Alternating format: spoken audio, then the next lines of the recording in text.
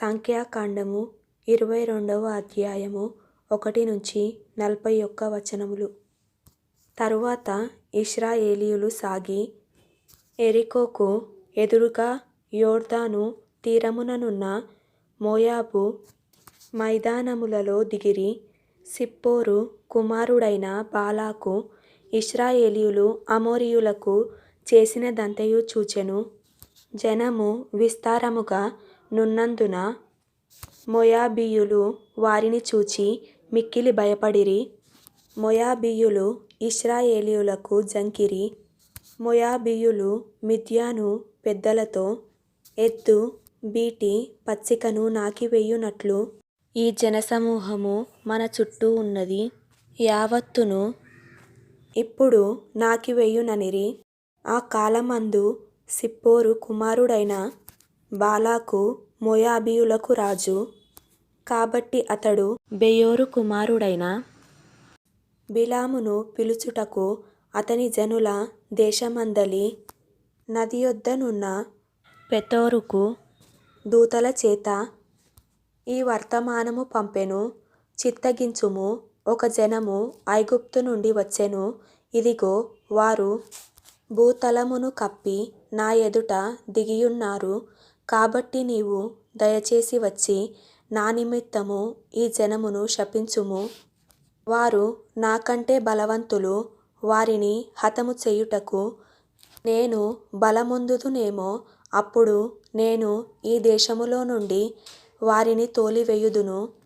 ఏలయనగా నీవు దీవించువాడు దీవింపబడుననియు, శపించువాడు శపింపబడుననియు నేనెరుగుదును.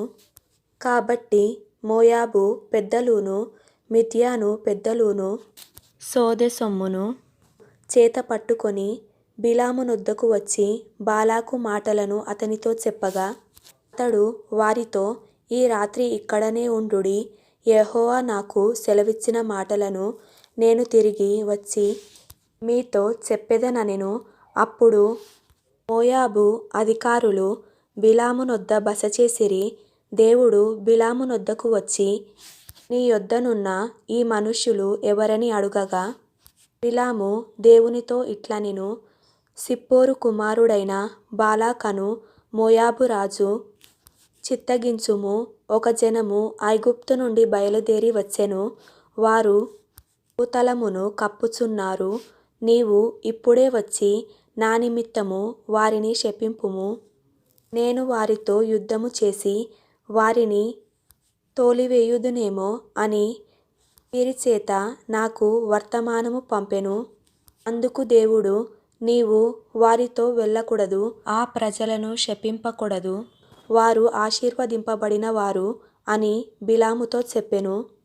కాబట్టి బిలాము ఉదయమున లేచి బాలాకు అధికారులతో, మీరు మీ స్వదేశమునకు వెళ్ళుడి, మీతో కూడా వచ్చుటకు యెహోవా నాకు సెలవీయనని చెప్పుచున్నాడనగా, మోయాబు అధికారులు లేచి బాలాకు నొద్దకు వెళ్ళి, బిలాము మాతో కూడా రానొల్లడాయెననిరి.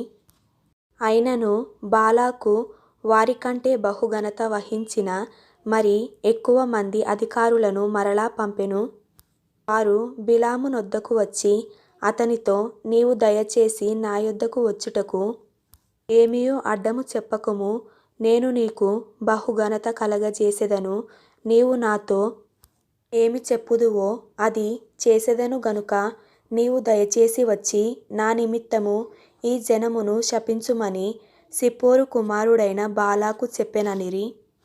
అందుకు బిలాము, బాలాకు తన ఇంటెడు వెండి బంగారములను నాకిచ్చినను కొద్ది పని అయినను గొప్ప పని అయినను చేయునట్లు నేను నా దేవుడైన యెహోవా నోటి మాట మీరలేను. కాబట్టి మీరు దయచేసి ఈ రాత్రి ఇక్కడ నుండుడి. యెహోవా నాతోనిక నేమి చెప్పునో నేను తెలుసుకొందునని బాలాకు సేవకులకు ఉత్తరమిచ్చెను. ఆ రాత్రి దేవుడు బిలామునొద్దకు వచ్చి, ఆ మనుష్యులు నిన్ను పిలువవచ్చిన ఎడల నీవు లేచి వారితో వెళ్ళుము. అయితే నేను నీతో చెప్పిన మాట చొప్పుననే నీవు చెయ్యవలెనని అతనికి సెలవిచ్చెను. ఉదయమున బిలాము లేచి తన గాడిదకు గంత కట్టి మోయాబు అధికారులతో కూడా వెళ్ళెను. అతడు వెళ్ళుచుండగా దేవుని కోపము రగులుకొనెను. యెహోవా దూత అతనికి ఎదురై త్రోవలో నిలిచెను. అతడు తన గాడిదనెక్కి పోవుచుండగా అతని పనివారు ఇద్దరు అతనితో కూడా నుండిరి. యెహోవా దూత ఖడ్గము దూసి చేత పట్టుకొని త్రోవలో నిలిచియుండుట ఆ గాడిద చూచెను గనుక అది త్రోవను విడిచి పొలములోనికి పోయెను.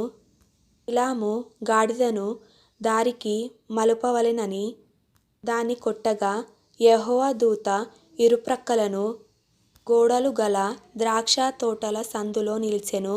గాడిద యెహోవా దూతను చూచి గోడ మీద పడి బిలాము కాలును గోడకు అదిమెను గనుక అతడు దాని మరలా కొట్టెను.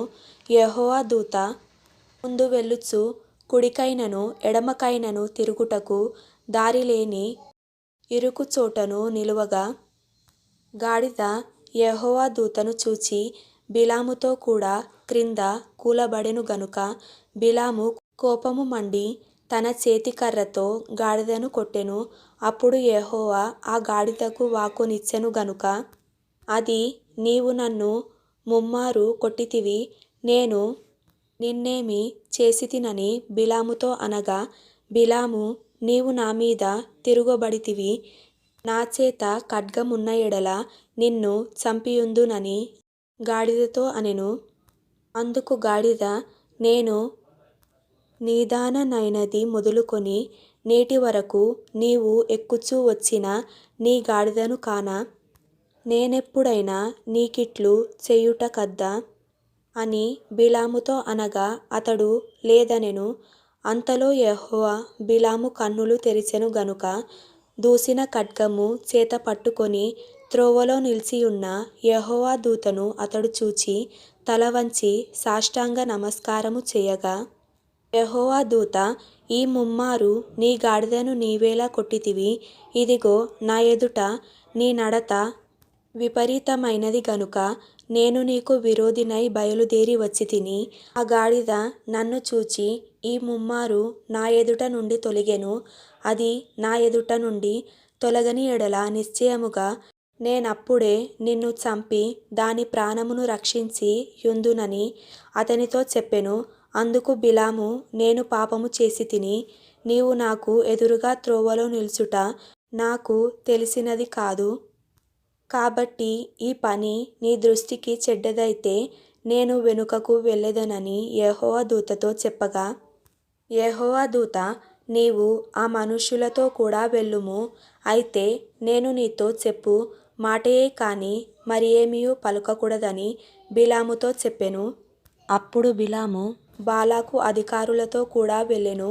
బిలాము వచ్చెనని బాలాకు విని ఆ పొలిమేరల చివరనున్న అర్నోను తీరమునందలి మోయాబు పట్టణము వరకు అతనిని ఎదుర్కొన బయలు వెళ్ళగా బాలాకు బిలాముతో నిన్ను పిలుచుటకు నేను నీ యొద్దకు దూతలను పంపియుంటిని గదా, నా యొద్దకు నీవేళ రాకపోతివి, నిన్ను గణపరచ సమర్థుడను కానా అనెను.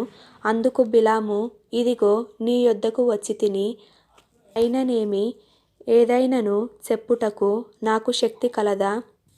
దేవుడు నా నోట పలికించు మాటయే పలికెదనని బాలాకుతో చెప్పెను. అప్పుడు బిలాము బాలాకుతో కూడా వెళ్ళెను. వారు కిరియత్ హుచ్చోతుకు వచ్చినప్పుడు బాలాకు ఎడ్లను గొర్రెలను బలిగా అర్పించి కొంత భాగము బిలాముకును అతని యొద్దనున్న అధికారులకును పంపెను. మరునాడు బాలాకు బిలామును తోడుకొని పోయి బయలు యొక్క ఉన్నత స్థలము మీద నుండి జనులను చివర వరకు చూడవలెనని అతనిని ఆ చోట ఎక్కించెను.